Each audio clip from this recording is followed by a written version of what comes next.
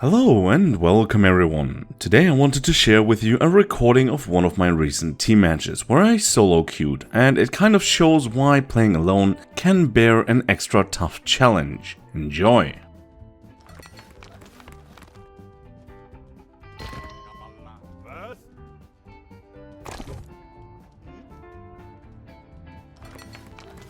After scouting my surroundings, I realized that ships can destroy any temple I could build within a reasonable distance, so I have exactly two options. One, play it safely by sending a worker squad all the way into the back to build my temple there, which will delay my advancing through ages and make me a burden for my teammates, who might get annoyed that I have to take their resources, and become useful not sooner than 30 to 35 minutes into the game. Or two, make the enemies in front of me regret their mouse click of queuing for a team match, unleash hell upon them from Stone Age fight pits all the way to Industrial, giving them no break and not 1 meter off my territory until they find themselves back in the menu.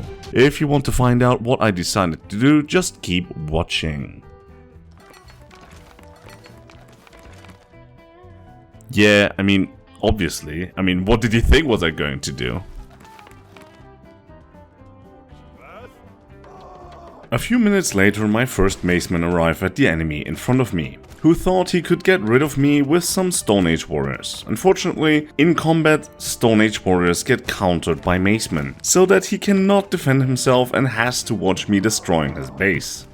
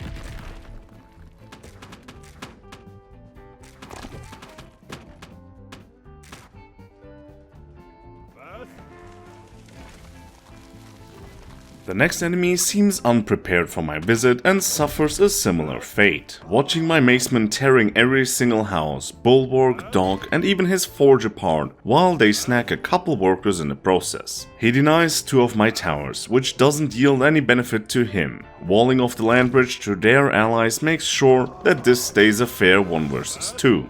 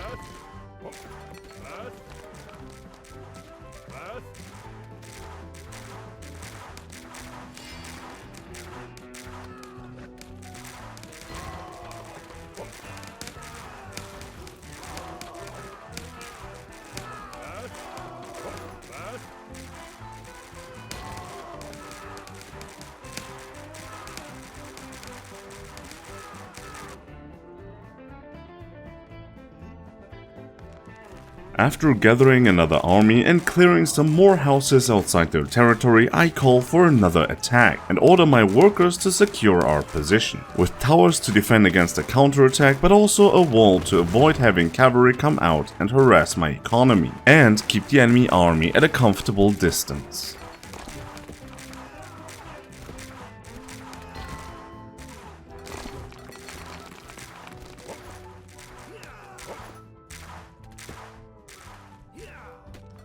Once my wall is finished, I want to let the enemies know that they are all mine now. So another army charges on my command through the gates, seeking for trouble and sending my regards.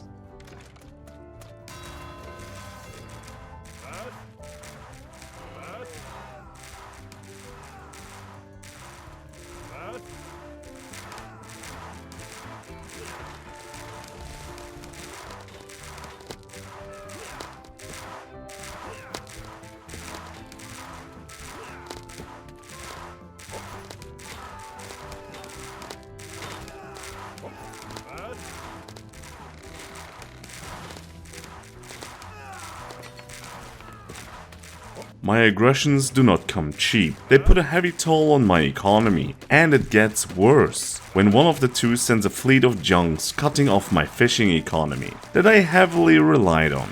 I also lose a lot of houses and barracks to this naval attack. My compliments to this player, but of course building all of these close to water was a mistake I thought I wouldn't live to regret. At least my town hall is out of range for anything East Asia can put on water.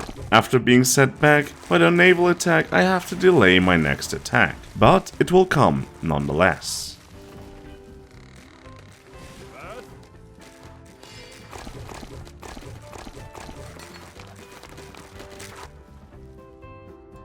When I spot some buildings outside the territory I granted my enemies, I do not hesitate and send my infantry right away. With open gates, I am welcome to slaughter these diligent workers, who run for protection into the towers only to delay what cannot be stopped. The favor of raiding my economy is returned, and this risky move lets me know that they are running low on resources within their territory.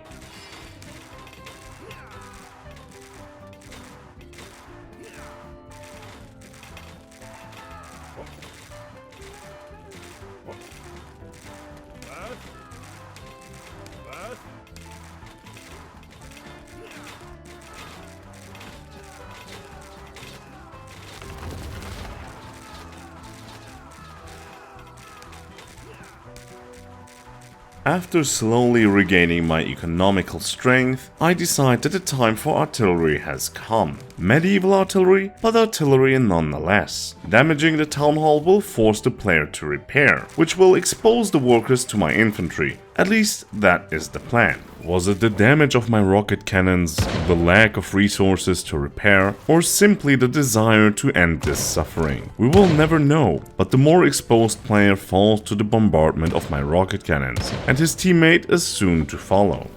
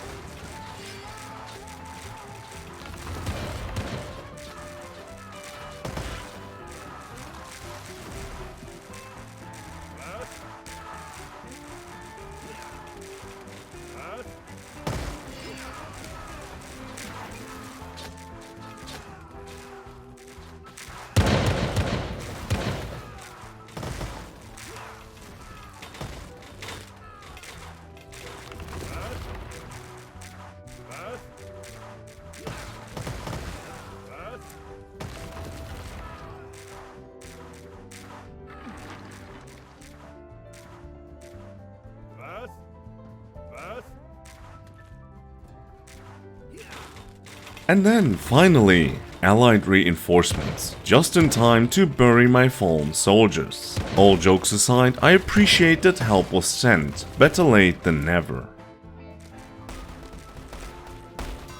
You would think that MG trawlers should scare this player away from sending bombardier ships to destroy my town hall. And you would be wrong. With a glimpse of his fleet passing through my line of sight, I realized the threat of my existence. And even though I expected to die early on, now after doing so well while being outnumbered, I just didn't feel like it.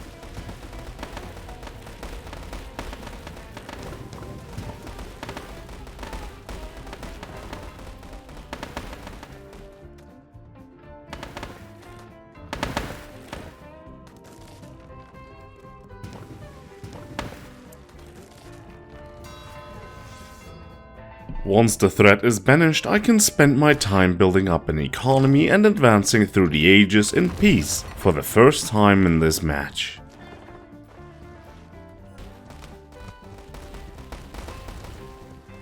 Meanwhile, my team is pushing with air, land and naval forces to destroy the last enemy. It's good to see a Yamato in game, and I wish I could have sent one as well. However, I am happy with what I contributed to this team match, and I hope you had a good time. Thank you everybody for watching, and see you in the next one.